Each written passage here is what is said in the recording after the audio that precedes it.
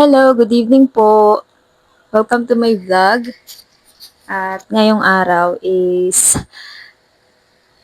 kaya ako nag-video para saksihan nyo yung pagtikim ko sa isa sa pinakamahal na nabili kong can...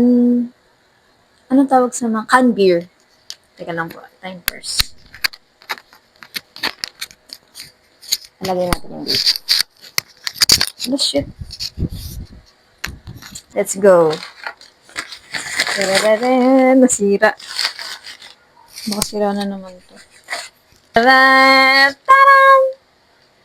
Sobrang mahal niya, pero wag yun na pong alamin kung magkano. Ang mahalaga is makakatikim tayo at gusto ko pong i-share yun sa inyo. Ito ay Lemon Dough Devil Lemon. Japanese recipe lemon infused in alcohol mixed with sparkling water. 9% alcohol, kaya tenenenenen. Charis. Let's go. Pakinggan nyo.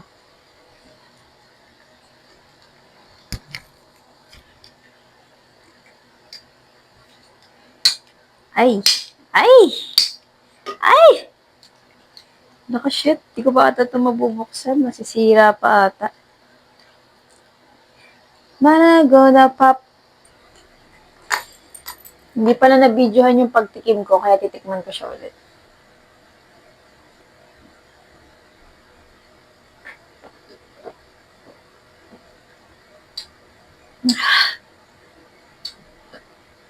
Nasa siyang lemon, na gin. Yung mga inyo naman tatay. Pero sulit naman siya sa presyo.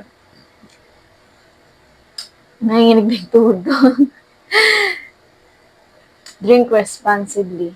Siguro, ito ang first alcohol ko for the whole last 2 months. Umiinom lang ako kapag nakatulog ako ng hapon. Tapos sa gabi, hindi ako makakatulog.